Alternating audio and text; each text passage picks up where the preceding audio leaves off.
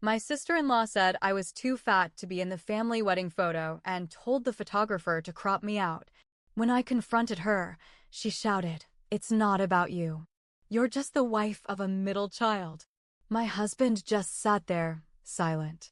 I left the venue in tears. Until the bride's secret came out in front of everyone at the reception, and I had the mic. I never thought I'd be the one crying in the bathroom during a wedding. But that's exactly where I ended up.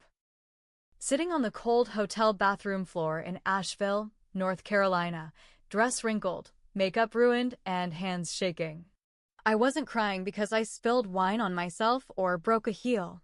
I was crying because my sister-in-law, Marissa, looked me dead in the eye and told me I didn't belong in her family's wedding photo because I was too fat. And my husband, her own brother, just stood there and let it happen. Let me take you back to that morning. The wedding was at this fancy vineyard about half an hour outside the city. Real pretty place. White chairs, twinkle lights, barn-style reception hall, the works. I spent all morning helping decorate. I tied ribbons on chairs. I set out candles. I even fixed the damn flower girl's headband 3 times because her mom was too busy taking selfies. Marissa was in full bridezilla mode. Nothing new. She's always been like that, bossy, self-centered, always trying to make everything about her. She's the youngest of 3. Jason, my husband, is the middle child. Their older brother, Scott, flew in from Seattle and stayed quiet most of the time, like he was just trying to get through it. Jason's parents treat Marissa like she walks on water. She's their little princess. Jason has always been the easy one, which means he just goes along with everything to keep the peace, even if it makes him look spineless. Anyway, I was standing off to the side while the photographer started lining everyone up for the big family photo before the ceremony. Jason reached for my hand and started to pull me into the shot. But then Marissa stepped in. "Oh, actually," she said, waving her hand, "can we do just blood family for this one?" I didn't take it personally at first. It's common for families to want a few shots without the in-laws. I nodded, smiled, stepped out of the way. Then I noticed her whispering to the photographer. They both glanced at me. He looked uncomfortable. She looked smug. I waited until the photo was done, then walked over to the photographer. His name was Trent, and he seemed like a decent guy. I asked, "Hey, did Marissa say something about me?" He hesitated. She asked me to crop the photo tighter so that you're not in the final cut." I blinked. "Why?" She said, she said you were throwing off the balance." "The balance?" He looked at his shoes. "She said you stood out too much and that it didn't look right." I was stunned. But I already knew what that meant. I've always been bigger. I wear a size 16. I'm short and curvy, and I don't hide it. I know I'm not a model, but I clean up nice. I wore a navy blue dress, curled my hair, did my makeup. I felt good for once. But apparently, that wasn't enough for Marissa. Or maybe it was too much. I walked up to her and said, "What did you say to the photographer?" She didn't even blink. I asked him to make the shot cleaner. "No offense, but you kind of pulled the focus. I'm Jason's wife. I'm family." She smirked. "You're just the wife of a middle child. This isn't your legacy. These photos are going in our family album, not yours." I just stood there, frozen. I looked at Jason. He was standing by the wine barrel where they set the bouquets. He had heard everything. He looked at me, then looked away. Said nothing. Did nothing. I felt my throat close up. My chest burned. I turned around and walked away. Got into our rental car, drove back to the hotel, and locked myself in the bathroom. I sat there for over an hour, trying to calm down. I cried until my eyes were raw. I couldn't believe I let her make me feel like that. And I couldn't believe Jason, my own husband, didn't even try to defend me. I texted him, "Don't come back to the hotel tonight." He didn't reply. I ordered a sandwich from room service and stared at the wall. It was supposed to be a happy day. I'd tried so hard to help. I'd supported her through all her planning. I even paid for the stupid monogrammed robes she gave her bridesmaids because she forgot to budget for them. Around 9 p.m., Jason texted me, "You should come back. There's something you need to see." At first, I ignored it. Then I saw the second message. "I told the DJ you have a speech." A speech? What the hell was he thinking? But curiosity got the better of me. I changed out of my dress and into a black jumpsuit I had packed just in case I spilled something. I redid my makeup quickly, nothing fancy. Then I drove back. By the time I walked in, they were in the middle of speeches. Toasts mostly. Bridesmaids crying. Groomsmen telling bad jokes. The usual. Then the DJ got on the mic. "All right, we've got one more surprise toast tonight, from the bride's sister-in-law." Everyone turned. The spotlight hit me. Marissa's face dropped. Jason sat frozen at the table. I took the mic. I didn't plan a speech. I didn't write anything down. I just spoke. "I wasn't going to come back tonight," I said, voice steady, eyes on Marissa. "Because earlier, I was told I didn't belong. That I wasn't good enough to be in a photo with this family. That I was just the wife of a middle child." Some people laughed nervously. Some looked around, confused. But then I remembered something I wasn't supposed to see. Marissa's smile twitched. She stood up slightly from her seat.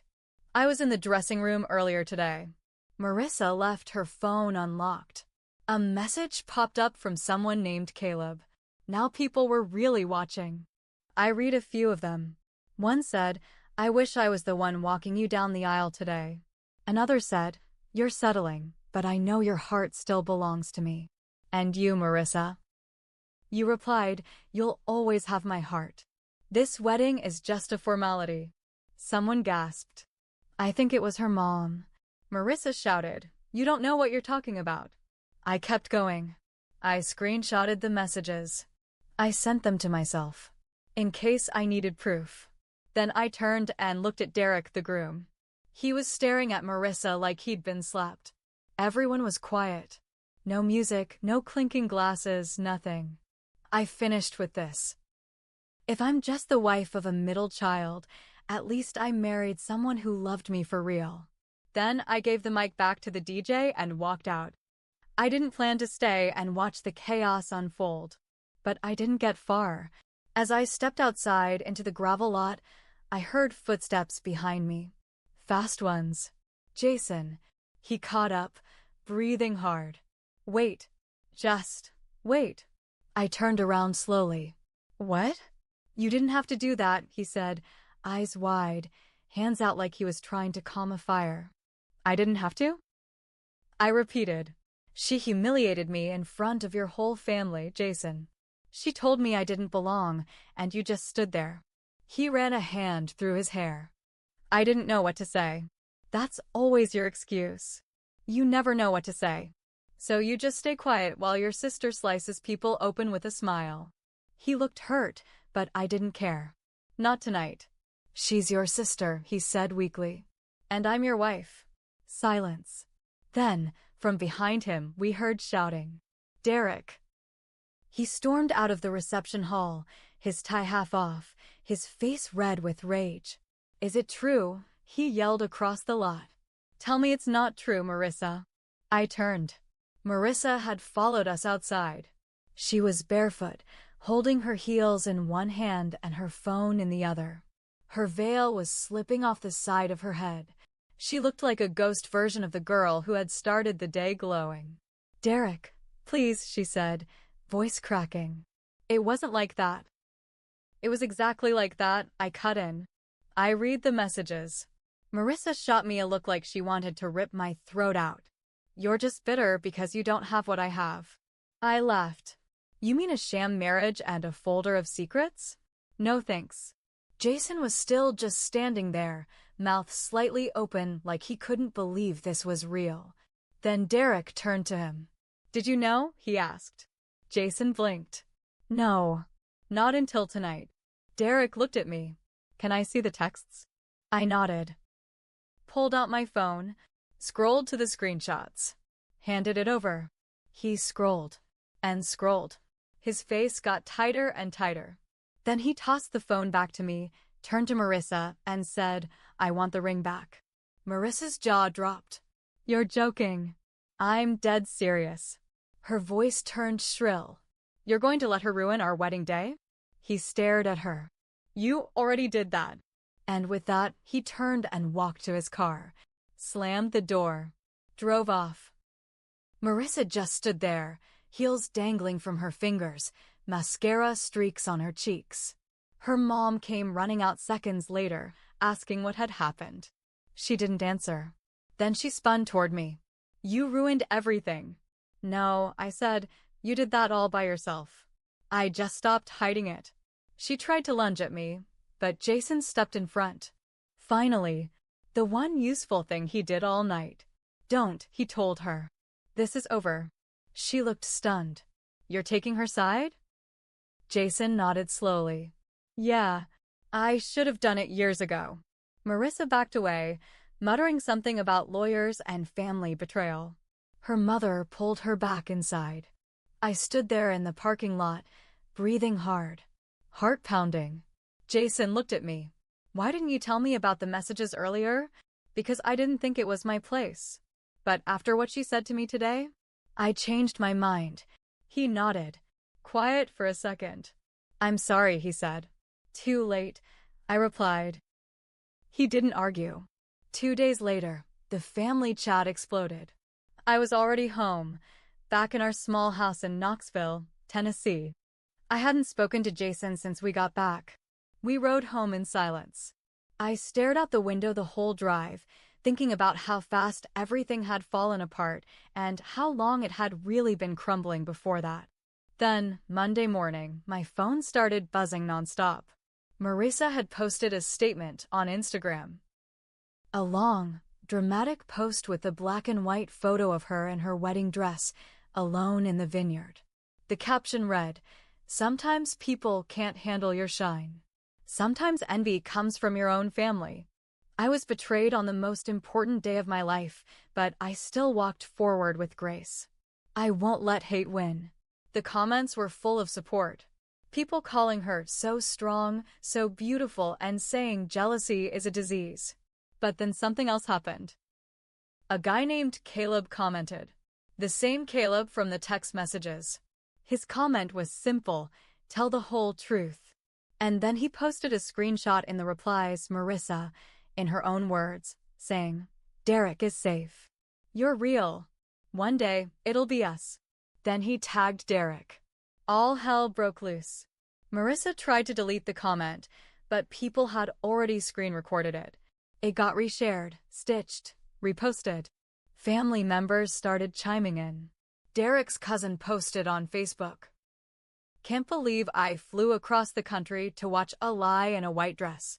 But the worst was still coming. Turns out, Caleb isn't just some ex-boyfriend. He's Jason's ex-friend. They used to be tight in college, roommates even. But something happened, and they stopped talking. Jason always said it was complicated. Well, now it wasn't. I was sitting at the kitchen table when Jason came home from work and dropped a folder on the counter. "I need to tell you something," he said. I opened the folder. Inside were printed copies of old emails, screenshots, notes. "Marissa's been talking to Caleb for years," he said quietly. "Since before Derek even proposed. And back in college, I found out they slept together behind my back. That's why I stopped being friends with him." I looked up. "She was with Caleb while he was your friend?" "Yeah. She told me they were just flirting. I didn't know until after we graduated." I confronted Caleb. He admitted it. I cut him off. "Why didn't you tell Derek?" "Because she begged me not to. Said it would ruin everything. Said she was young and stupid and that it would never happen again." I was quiet. Let it sink in. "So why now?" I asked. "Why tell me this now?" Jason looked tired. Older than he did a week ago. "Because you were right. I stood there and watched her treat you like garbage. I've watched her treat everyone like garbage for years. I thought staying quiet was the same as staying out of it. But it's not." I stared at the papers. She said you were just the wife of a middle child, I said. He nodded. Well, this middle child's finally done playing peacekeeper. After Jason dropped that folder on the counter, something shifted in me. I realized we were both guilty, me for staying quiet all these years, pretending Marissa was just annoying when she was actually cruel, and him for letting it go unchecked. We had both let her walk all over us in different ways. But this time, we weren't backing down. The next day, I printed the screenshots of the texts, the emails, the comment thread, everything, and I mailed copies to Derek's office. He was a real estate attorney in Asheville, and I found the address online. I also mailed a copy to Marissa's parents. No return address. No name. Just the truth in black and white. 2 days later, Jason's phone rang. It was his mom. He put it on speaker. How dare you, she spat. You ruined your sister's marriage. Do you even care what this has done to our family? Jason stayed calm. She did that herself, Mom. You always hated her, she snapped. You married that woman who's jealous of her because she could never be like Marissa. I leaned in. Hi, Carol. Just so we're clear, I've never wanted to be like your daughter. I actually like sleeping at night without lies on my chest. Click. She hung up. We didn't hear from them again for 3 weeks. Then Derek showed up at our door. He looked worn out but calm. He handed Jason an envelope. It was a handwritten thank you letter. He said, I would have stayed married to someone who never loved me if it weren't for that mic drop. He looked at me. You didn't just save me. You woke up a lot of people. Turned out Marissa tried to spin the whole thing, said I doctored the screenshots, blamed Caleb for stalking her, even claimed she was hacked. But the evidence was too much. Her story fell apart. Derek filed for an annulment. Her parents were humiliated. Their perfect image shattered. And Marissa? She lost everything in 1 weekend. Her new last name. Her Instagram deals. Half her friends. The wedding photographer even refused to send her edited photos after she called him a traitor. But it didn't end there. I wrote a Reddit post under a throwaway account, just to get it off my chest. It went viral. Thousands of comments. People shared it all over. Even made TikToks about it. Marissa tried to sue me for defamation. But Jason still had the original screenshots. Caleb backed everything up. She dropped the case when her own lawyer told her she had no shot. And Jason and I, we started marriage counseling. We had hard talks. Ugly ones. I told him I almost walked out. That part of me still wanted to. He asked for one last chance to prove he wasn't the man who stood there silently while I got cut out of his family photo. I gave him that chance. Not because I forgave everything, but because I finally saw him fight. Now, months later, our marriage is stronger. But I don't speak to Marissa. Not ever. And every time I walk past that wedding photo, yes, the real one the photographer sent me directly, with me standing right there, front and center, I remember the moment I took the mic and took back my voice. Marissa wanted to erase me from the picture. Instead, she erased herself from her own life. And I was the one who helped her do it,